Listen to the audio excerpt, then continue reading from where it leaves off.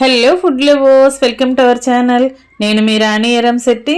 Friends, ఈరోజు నువ్వులతో బెల్లంతో చాలా టేస్టీగా చేసుకునే నువ్వుల లడ్డు చేసి చూపించబోతున్నాను. ప్రాసెస్ చాలా సింపులే అండి. అయినా కూడా ఈ రెసిపీ అనేది చాలా చాలా టేస్టీగా ఉంటుంది. అందరికీ తెలిసిన రెసిపీ అయినా కూడా నేను చూపించబోయే ప్రాసెస్తో చేసి చూడండి. మీ అందరికీ కూడా ఈ రెసిపీ అనేది బాగా నచ్చుతుంది. ఈ ప్రాసెస్ అనేది బాగా నచ్చుతుంది. అలాగే ఛానల్ని ఫస్ట్ టైం చూస్తున్న వారు సబ్స్క్రైబ్ చేసుకుని పక్కనే ఉన్న బెల్ బటన్ క్లిక్ చేయటం మాత్రం మర్చిపోకండి. నేను పెట్టబోయే రెసిపీస్ అన్నీ డైలీ మీ ఫోన్కి నోటిఫికేషన్కి వస్తే ఓపెన్ చేసి చూడండి. ఈ నువ్వుల లడ్డు అనేది డైలీ కూడా పిల్లలే కాదండి, పెద్ద వయసు వారు కూడా రోజుకొకటి తినాలి. హెల్త్కి చాలా మంచిది. ఆ ప్రాసెస్ అంతా చూద్దాం.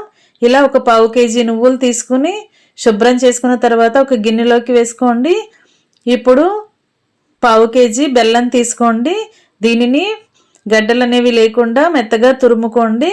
ఇప్పుడు స్టవ్ ఆన్ చేసి కళాయి పెట్టుకుని 2 టేబుల్ స్పూన్లు నెయ్యి వేసుకోండి.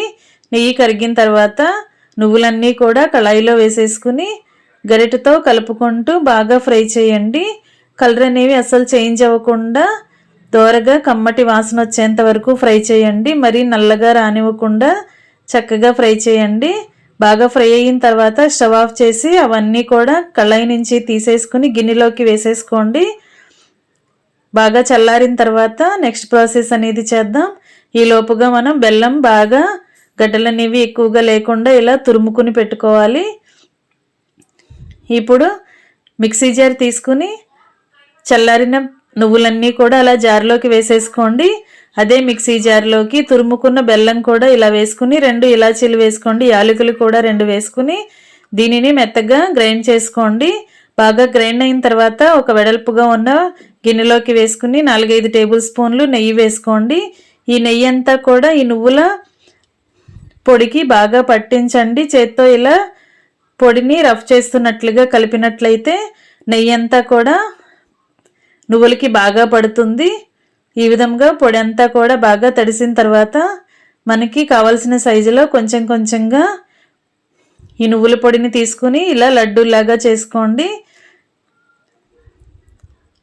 ఈ విధంగా చేసుకుని ఒక గిన్నెలోకి పెట్టుకోండి. ఇదే విధంగా మిగిలిన పొడిని కూడా కావలసిన సైజులో ఇలా బాల్ లాగా చేసుకుని లడ్డూ చేసుకుని గిన్నెలోకి పెట్టుకోండి.